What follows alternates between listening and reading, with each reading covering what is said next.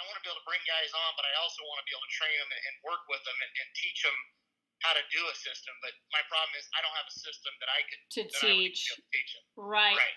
Okay, so let's hash this out a little bit for a second. So door knocking for retail, what does that look like for you so far? What's the pitch? What's What's the pitch? Well, I'm going to tell you, I haven't even done it. Okay, so I haven't even done it at all. I haven't done it at all. I let my partner go out and doing it, and he's very rarely doing it. We're basically live off of Home Advisor and our name right now, so Okay. It has nothing to do with, you know what I mean. So that's it. So there is no pitch, there is no nothing at this point in time. Okay, gotcha. So you guys want to venture out and do the door knocking thing, but there's just, you haven't yet, and there doesn't seem to be very many resources. Yeah, because the interesting thing about retail when you're trying to do door knocking is this. With storm restoration, door knocking is like the most successful and effective method because people that have hail damage don't know they have it. So they're not picking up the phone and calling you, whereas in a retail scenario, Mr. and Mrs. Jones stand in the front yard, they look up at their roof and go, our roof is old as shit. Or I'd like to have a blue roof, and they're shopping. Whereas when a hailstorm hits, people were not shopping for a roof. They were not thinking about a roof, and they're still not thinking about it. Hail hits the roof, and they're like, oh shit, I hope my car's okay. But the roof never comes into the equation. And so door knocking is just like the most sensible thing to do. Now, when it's retail, it's like, what are you doing? And that's where I've heard like Rodney Webb's approach. And his is something like, knock, knock, knock. Hey, Mrs. Jones, when was the last time you thought about replacing your roof? And it's a pretty hard, cold approach, I feel like, because most people are like, never. I mean, you have to knock a lot of doors to find somebody who's like, you know what? I was thinking about my roof, right? So you have to have some sort of a value proposition because in the storm restoration industry, the value that you're offering is not a free roof. We're not talking about that at the door. We're just offering a free inspection. Hey, a storm hit. Surprisingly, we found quite a bit of hail damage on a lot of people's roofs out here. Here are some pictures. Better safe than sorry. You might not have damage, but we're doing free inspections for the neighbors just to double check. So that's the pitch. Whereas when it's retail, you certainly could still offer a free inspection, of course. Like, hey, when was the last time you had an inspection? We noticed a lot of the houses in this area are over 15 years old. They've got the original roof on the house, and we're just doing some complimentary inspections here, to just see what the condition is. And so that's maybe something that you could do. I think it's just going to be maybe a little bit more arduous than a storm restoration because you've got the extra layer of value. Right. So, no, I agree 100%. Yeah. And I know Home Advisor gets mixed reviews because it's like it's pretty expensive at the end of the day. You get into a lot of bidding wars. For retail, I think it's a little bit more of a viable option. But how's your experience with Home Advisor so far? I can't wait to be done with it. Yeah. I was going to say, it's not I don't hear like the most positive things about it. Right. Well, you don't, literally half of the leads you get, you're able to actually contact. Exactly. So that's the problem is, and sometimes it can be 40%. So 40% of them actually get in front of. Now, like I said, we're closing on very high rate on those, but it's frustrating when you can't even, and they don't give your money back. It's not like you're paying $5 a lead. You're paying $100 a lead. Yeah. It's crazy to not even be able to talk to somebody. So that's exactly. Yeah, it's like I said, it's a necessary evil at this point in time, but the moment I can get rid of it is the moment it's gone. So. Right, exactly. Yeah, I wonder what, I'd have to do some thinking on it. This is what I do for a living, is come up with pitches and stuff like that. But to come up with a good door knocking approach for retail sales, that would take some thinking because, again, you have to have something to offer besides a new roof right away. Like, most people are going to turn that down. It's not as easy as like, hey, do you want some Girl Scout cookies? Yeah, sure, I'll buy some of those. A roof is a pretty big deal, right? Yeah.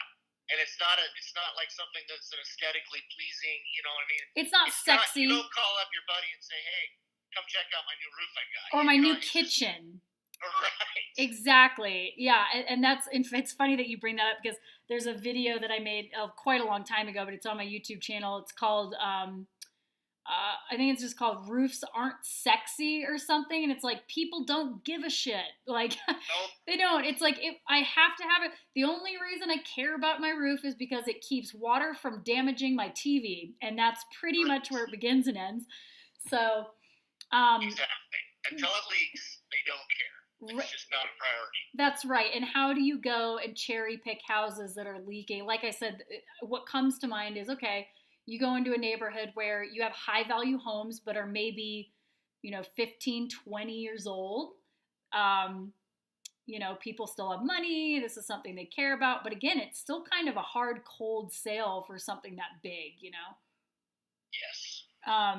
Do you have any other ideas or anything that you want to spitball about? I mean, I'd love to help you if I can. So that's kind of what I did. So I went into an area in our area, my county, that I know that. Because the other thing you have to pay attention to is this a high rent area? Because otherwise you're not dealing with the actual homeowner anyway. You're dealing with the renter. So right. I went into an area, and I got 90 addresses that I was going to send out, kind of a direct mail type of a thing. Right. And then follow that up with the cold call. Right. That was kind of a thought process that I had. And because my other thought is, you got to have something, some kind of a call to action, something to stir their thought process of, okay, maybe I need to start thinking about this. And because, for the most part, I can do a drive-by and tell you if somebody's on the brink of needing a roof. It's fairly easy. So, like I said, I've got that many that I was able to come up with in a very small area. So that was my thought but I also, what is direct mail? Is that really even something that people are, I also sold to all the contractors. I was a territory manager for a roofing supply company for 4 years. Right. And so that was my other, is I saw what all the contractors were actually doing, door hanging, they were doing the same thing. They were door knocking. That was the guys going out trying to make the leads. There's also, there's cold calling from the office. They've got 3 or 4 guys in the office calling, getting appointments, and then they're sending the sales guys out there to close the deal. But, that's just, I'm trying to stay away from the telemarketing, just kind of approach to this whole thing. Right. So, okay, so a couple other things that come to mind are, let's say, what if you were to, let's start with the direct mail. I've got a couple different things for in here.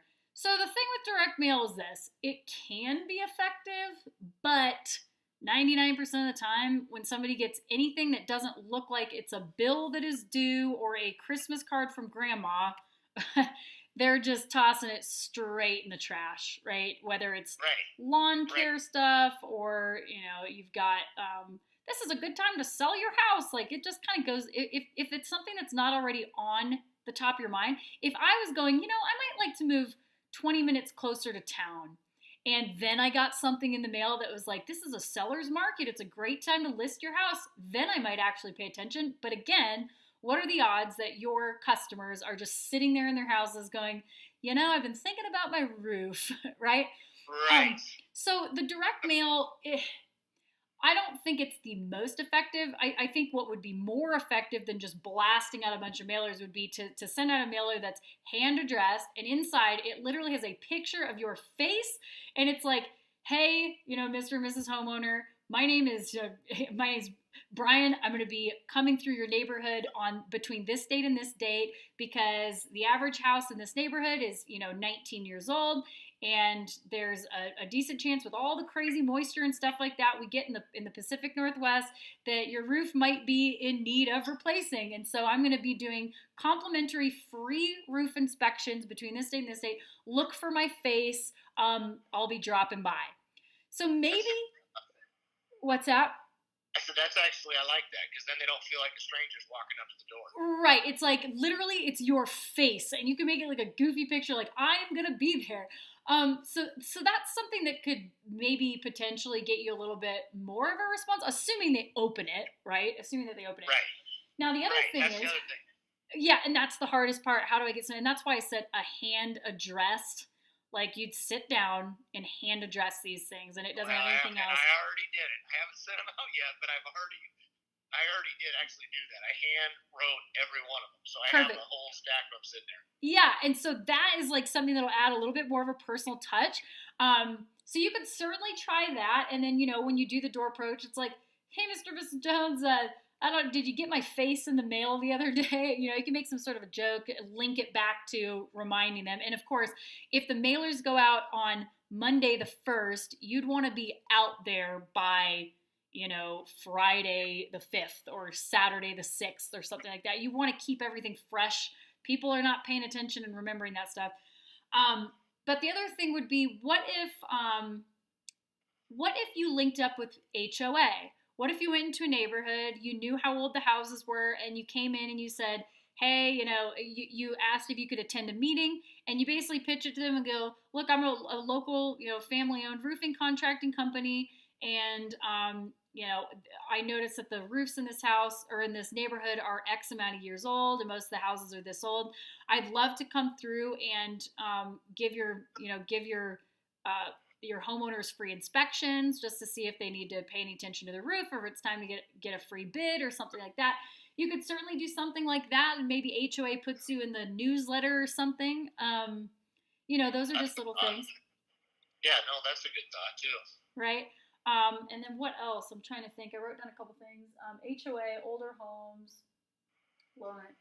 And then what about hooking up with like real estate agents who are sellers agents? Yes, we're all over that right now. Okay. We literally have, we go visit them. We take them donuts every so often to Yep. all the different realtors, which is actually working.